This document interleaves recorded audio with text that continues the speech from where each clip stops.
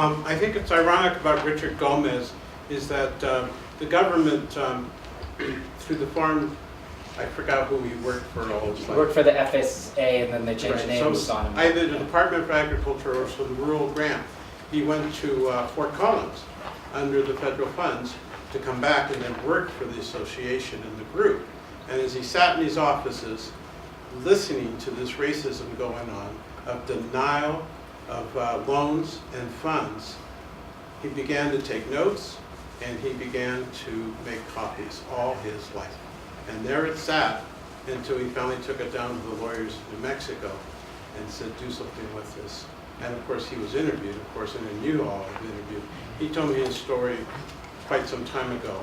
And it was, I think he's been holding it. You know, it was about 10, 12, 14 years ago that he came and talked to me about it. We were working on a project. Yeah. And from that, he told me this whole story and its eventuality, and what an asset he has been for this historic event that's happened, not only here, but throughout the United States. I think that's an extremely important point. I can't add much to it more than saying that in interviewing Richard, one of the things that was very clear to me is he described, I asked him, you know, why did he grew up in Antonito, spent much of his time growing up in Osher with the sheep. And I said, you know, why did you choose to leave? And he said, I hated those damn sheep. He said, I would stare at the stars in the summer and just wish nothing more than to get out. So he went on to educate himself, right? And so he got an education, but he wanted to come back and help his community. And what I'm getting at is, I think in getting an education, coming back, obtaining this miraculous job that in many ways, it's amazing that he ended up with it in the first place. He was walking such a fine line between pushing and fighting the right fight, but also being present and not losing his job long enough to actually document what was going on. And so I just think that's, it's commendable, but it's a really difficult thing that he did for 30 or 40 years. And as you point out, if it weren't for him, it's really hard to say whether or not what happened would have been more similar to what happened elsewhere, right? With more people getting rejected in their compensation efforts. Ben, I just wanted to clarify, it's the ASCS office is what it was for, Agricultural Services and Conservation Services, which was separate from Farmers Home Administration. And they were two independent offices at the time. And it was during the Clinton administration is when the two combined under Farm Service Agency, and then Farmers Home Administration kind of ceased to exist, and they created this new, you know, farm credit within Farm Service Agency, and they blended the two together after that. Thank you. This is why we interview people like Raimundo. Thank you very much, Pete. Ben, has there been any research done on who ended up with the properties that were lost? I mean, I would tend to think that a lot of that was selective, of course. Do you want to speak to that first, or? Well, I mean, we've looked into it, and it's been really interesting because we've attended some of the meetings for this expansion of the Rio Grande del Norte, and so we've seen that a lot of the opposition that's coming it's kind of it's just an ebb and flow, and it just flows from all of that, and you kind of see where the opposition is coming from and who holds those lands now and what they're doing with them. And I'll just add that there are a number of people that we interviewed, and about 40 or 50 minutes of each of the clips that you didn't get to see.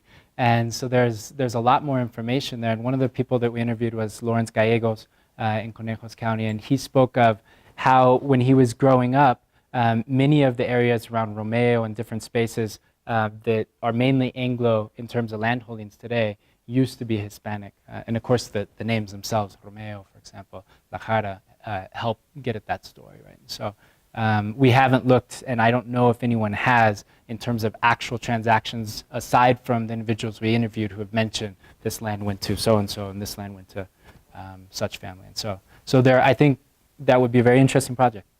It would take a lot of digging. That's your next project? Yeah. You want to keep me busy? Yes, and then we'll go back here. Well, I haven't given up yet. I was appointed by Secretary Vilsack office on the Minority Advisory Committee that we're going to meet in New Orleans this next week. But one of the big things that we have put forward in our agenda is how come so many people got turned down in the Hispanic and women's lawsuit? And he hasn't responded to the letter, so that we have sent people up there as a committee. We're his advisory committee. We want an answer, and we hope to be able to get an answer why so many people got turned down when they had the similar paperwork, but you got approved and I got not approved. How come some of you were, they made it so hard in the Hispanic settlement to get compensated, like $50,000 for the people that didn't have any documentation. And you mentioned that the only reason we had the documentation is because I saved it, and then we got into the courthouses and determined who got loans. And for example, when we did this research, and I did mostly in Canales County, for example, in the period that they gave us, there was only 2 Hispanic farmers that have gotten any major loans in the whole group, while other people, most of the loans were made to Anglo people from Canales County. And you mentioned one of them. That was, that how come I was turned down because I was working while the superintendent of La Jara was also working, and he got the money and I wasn't able to. And I already was established as a farmer rancher. But the letter that we had to Secretary Vilsack, I hope to be able to get an answer this next week. I wish I could have some of this documentation that I could take with me so I could present it to the group. There's 50 members. And I guess the only reason I got selected for the group was because I lived in Washington and I was part of the work staff of Secretary Vilsack. They thought I was anyway. But in saying that, I want to just close it off. I did a little research here in Colorado.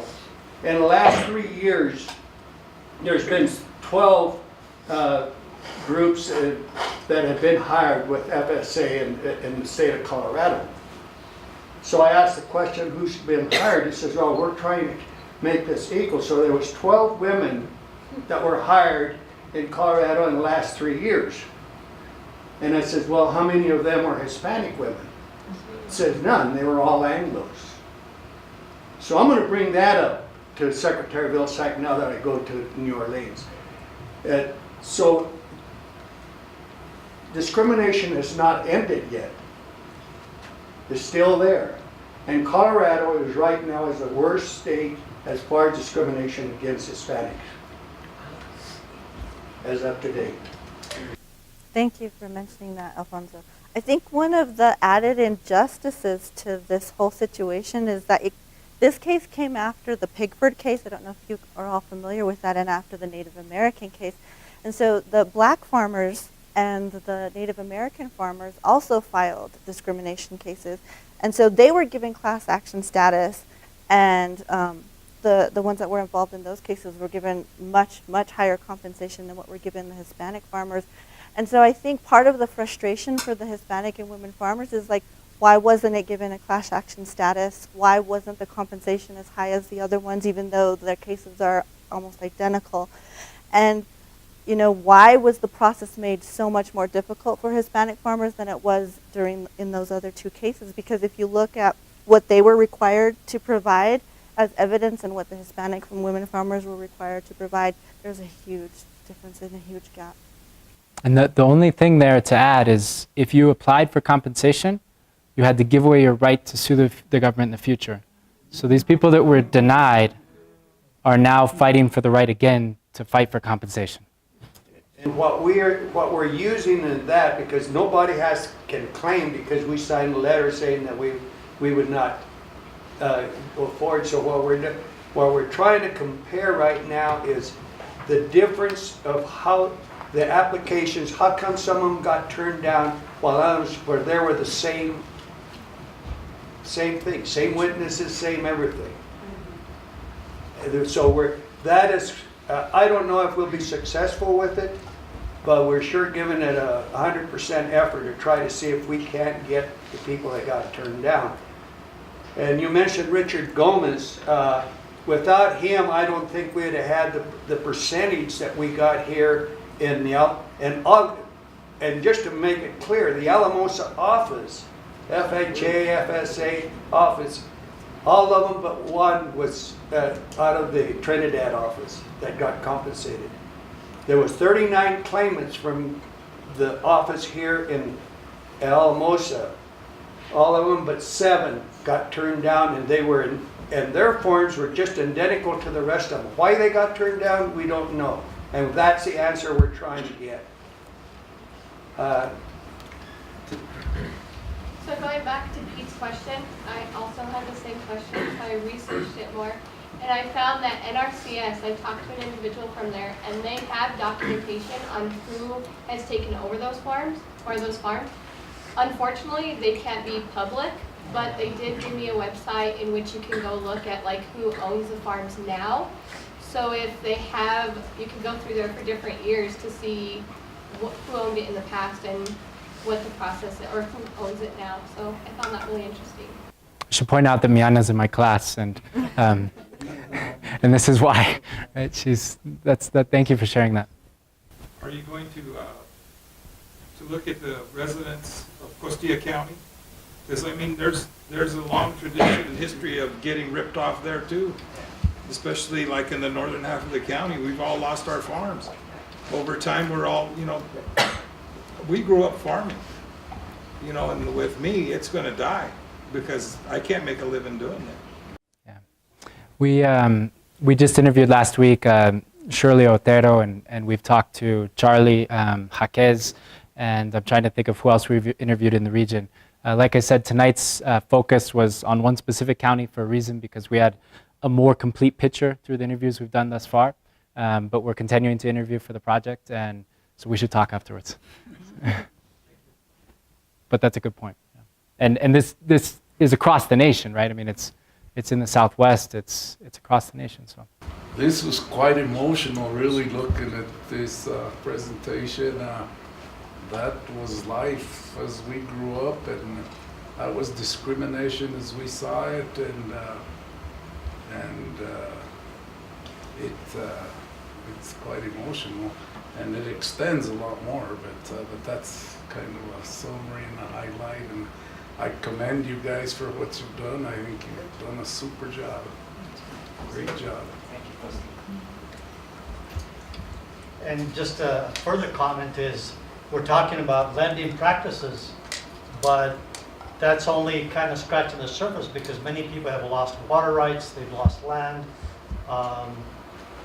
were denied educations because they were told that they should go be sheep herders, or they should stay and work the ranches as laborers instead of getting an education.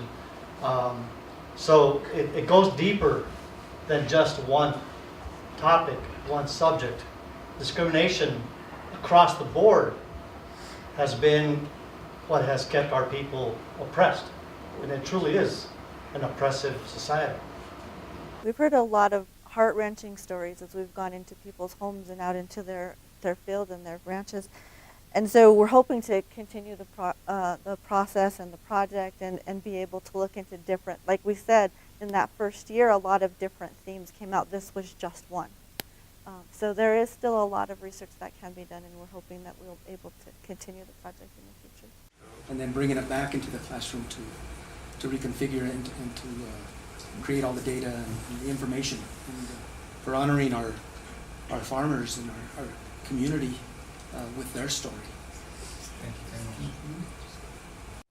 So the way in which this worked is you would have, so in the 1930s you have the federal government essentially funding local banks to give out funds for different things, for crop support, for investment in equipment, so farming equipment and such, for if there was a drought year, for example. So there are funds set up for many different purposes, but local committees would deal with giving out those funds in local banks. And so you would have essentially a committee that would determine, who would get who would get compensation or who would get a loan or who wouldn't. People that were denied oftentimes would go to the private sector, right? And so something I should have highlighted earlier on is getting a loan from the federal government is a good thing because you have such a subsidized rate. And so if you're going to take a loan out for $100,000, they're going to give you to at 2.3% or something of that sort. Well, that's much more favorable than 10% or 12% or even higher in some years. And so many of these people would end up getting loans, but in a private sector in which they were paying such high rates that it ends up bankrupting them, right? And so, I guess that's a two-headed question or answer to your question, but I hope that gets at it. Yes. Well, I know the focus is on the agricultural, but it also extends into the business community. You know, my dad tells me the story about when he was in Monte Vista and trying to purchase a building to start a business. And he went to the banks and he had to go back repeatedly, and they kept denying him. And he had everything in order, a good work history, everything. And then finally one of the board members called him and said, called a meeting with him on the side and said, Paul, he said, I just have to tell you because I hate to see you keep coming back, but he says that you're not going to get your loan. And he said, you're not going to get your loan because you're Mexican. And he said that, that's really what it is. And so, that's a story that's been in our family. Another thing is, some of you have heard of the Trujillo Homestead. That's my great-grandfather.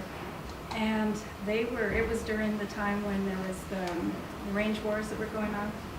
So some of that was happening. There was a big ranch up on the Medano, and they had one of the largest ranches in the valley at the time, and they were burned off the property.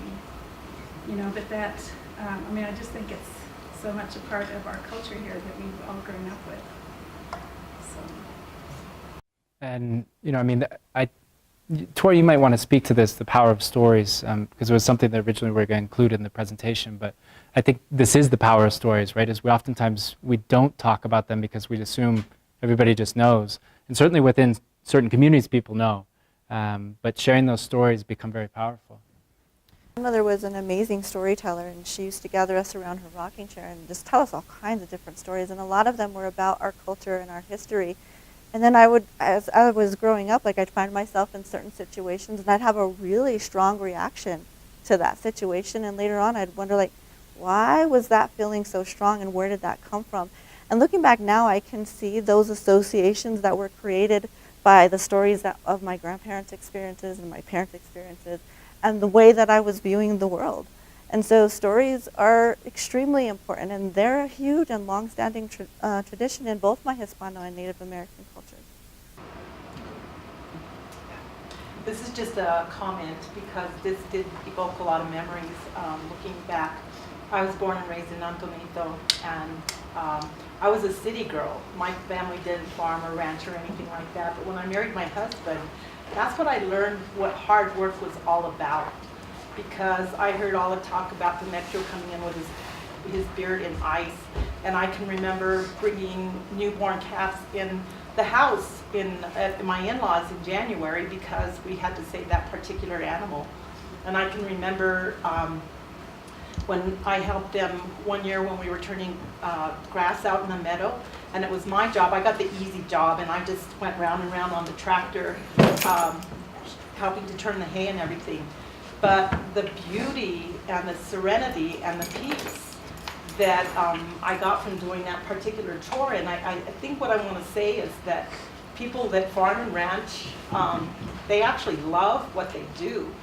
And I have a little bit of an understanding about that because I've participated to an extent right now, but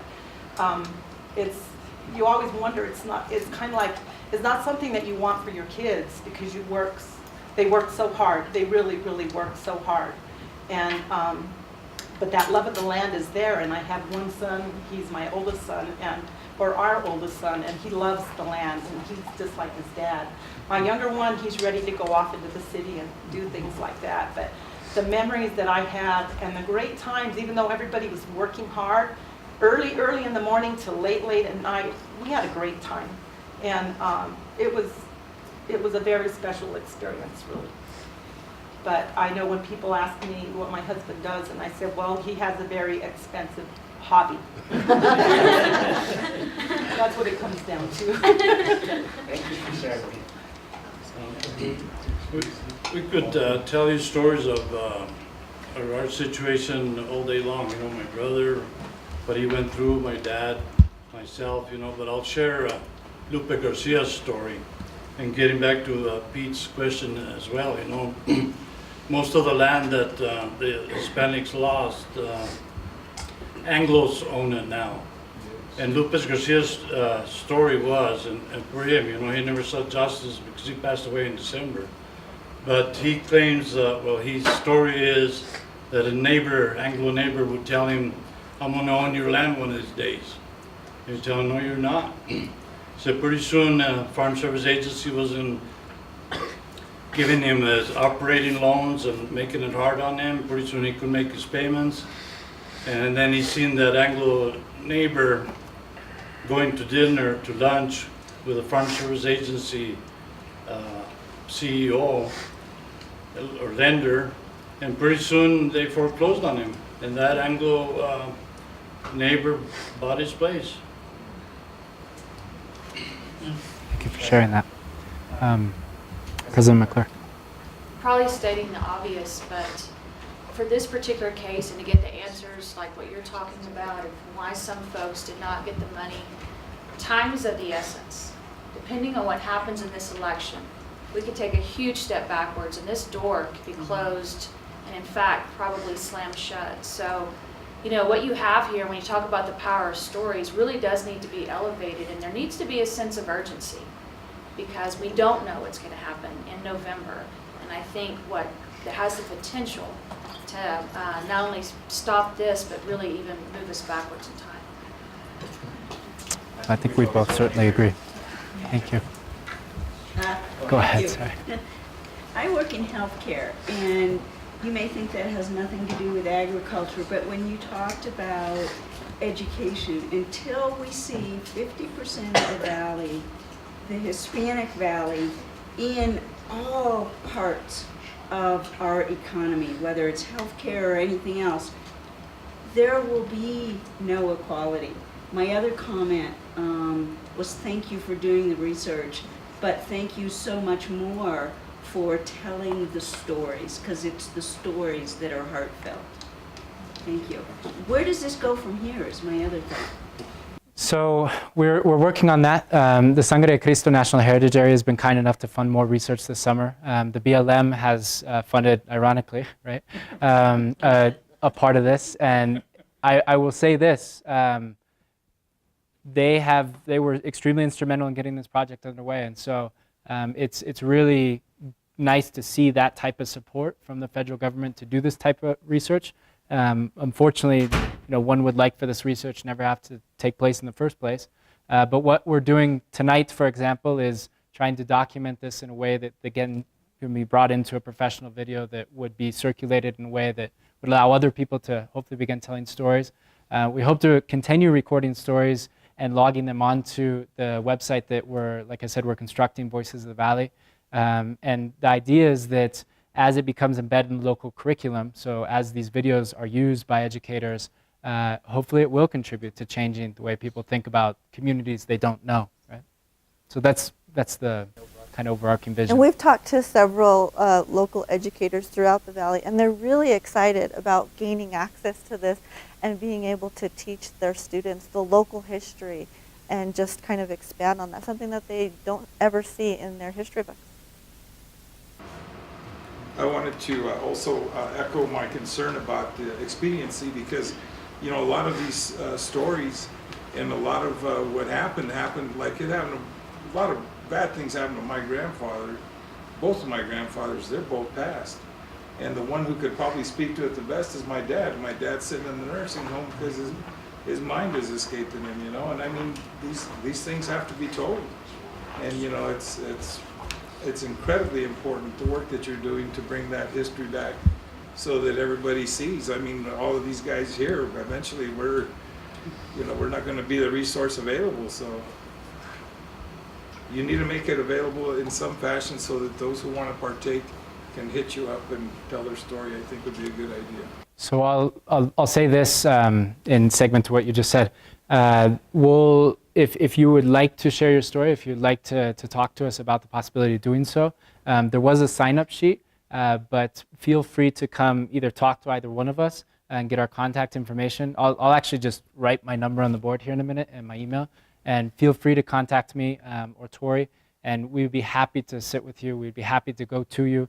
My wife is here tonight, and she can attest to the early mornings and late afternoons and long evenings of, yes, I'm almost done. But so she's been extremely supportive is what I'm saying. But we would be very happy to go to wherever you are and try and document your story in a way that reflects what happened. Ben, this is a wonderful treasure, and looking at the historical context, the legacies of all these individuals. But how can we turn it into an inspiration that we take younger or new generations of Latinos that understand resource acquisition now, access to education and opportunity to inspire them to go back into agriculture? We talk about it like it's gone forever, and that it's no longer a possibility or an opportunity. When how do we reverse that trend so we don't just talk about my grandfather had land or my grandfather had land, but it becomes a pathway for us to find opportunity back to the land. I'll touch on that a little and then I'll let Ben. So in being a student and being part of this course, and I think Chris could probably add to it as well, like being from here, we thought that we had heard the stories from our grandparents and we knew the history. But in interviewing the people that we have interviewed, we hear so much more that we didn't know, that we never had been told about. And so just that piece in itself helps us, especially local students, to connect more with the land, with our history, with our roots. We've seen some of our students reclaim their Spanish language. They have lost it for several different reasons and are now pursuing that and reclaiming it. We've seen several different students who were on one path and decided to take another path. And I myself am a local independent research consultant here in the Valley, and I'm working with several different organizations. So just involving the Adams State students in the project, I think, touches on that a little bit. And then providing this and making it easily accessible to local educators, I think, is going to make a huge difference as well.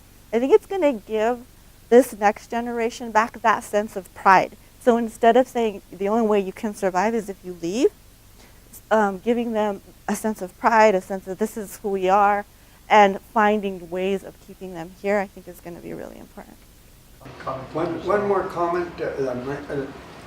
I know I could take all night and give different things, but right now, there's funds right now for beginner farmers, okay? And we have, according to Secretary Vilsack, they want to start they have a program right now on beginner farmers, and we'd like the colleges and the schools to start educating or start passing the word that they can actually get, if they want to be farmers or ranchers, the money is available. I don't know how many millions of dollars has been appropriated just for beginner farmers. And we got to, right now the age of farm and people is around 65. And we're, according to the Department of Agriculture, we want to be able to put at least 200,000 for the next 2 years, 3 years. Hopefully, if we get the right people in Congress and also as our president, that this program will continue. So I guess what I'd like to see, and I'm part of that group also trying to promote beginner farmers. Right now we have 2 that I know from Canals County or from Magneto that got a loan as a beginner farmers. One of them was my grandson. And part of that money is for socially disadvantaged, or what they call targeted underserved right now, which would be women and minorities. It's supposed to be, but is it? Supposed to be. Well, there's where we don't have to give up. We're just going to have to make sure that they that our local office completes what they have been directed to do so. And that could be, it could be under the table and never tell us about things like this. When I try to get a loan for my grandson, for example, they didn't even know anything about beginner farmers. And I says, how come I had to learn this in Washington, D.C., that those funds are available? Come to find out, he did know. But he just didn't want to let it out to the community. I want to, if I can step back and try and connect some of these dots and get at Armando's question. We live in a country in which agriculture is corporate. Agriculture in this country is run by corporate America. And so subsistence farming, family farming, small farming has disappeared, not just in Hispanic communities, but it's disappearing across this nation. I spend most of my time researching migration in Mexico and the impact that people leaving Mexico has on those communities.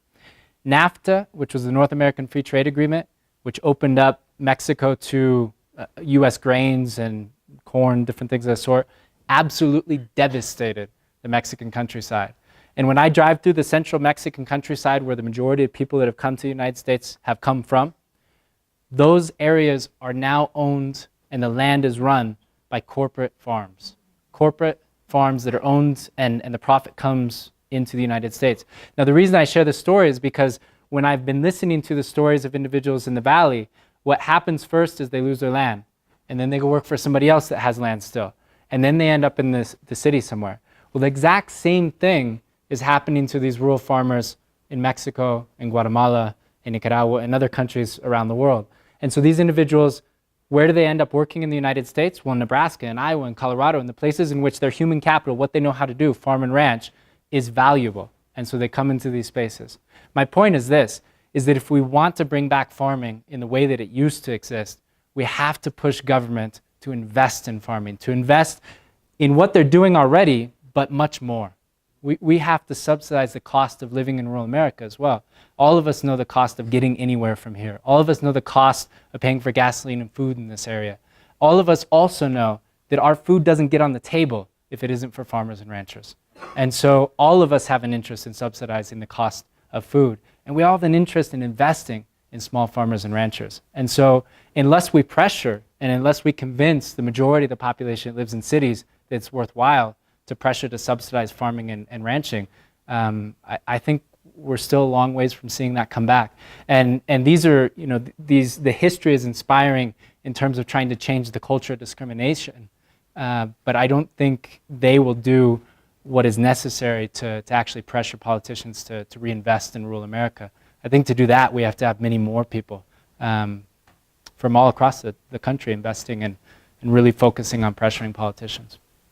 Well, and also just to follow up on that, all of the subsidies now are going to these huge corporate farms. So when we say we need to subsidize small farmers and fruits and vegetable farmers, so that it's not just going to soybean, corn, rice, just these few subsidies that then move us to more bad food, because it's all going into corn syrup and that kind of thing. So when we talk about subsidizing, we need to, it's already being subsidized. We need to reorient it. Yeah. We don't need to have all the subsidies going to huge corporate farms. We need all the subsidies, or more of the subsidies, going to the smaller farmers.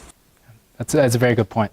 Dennis, did you? The other thing is, addressing Armando's question, is in this country it's becoming more and more demand for organic products.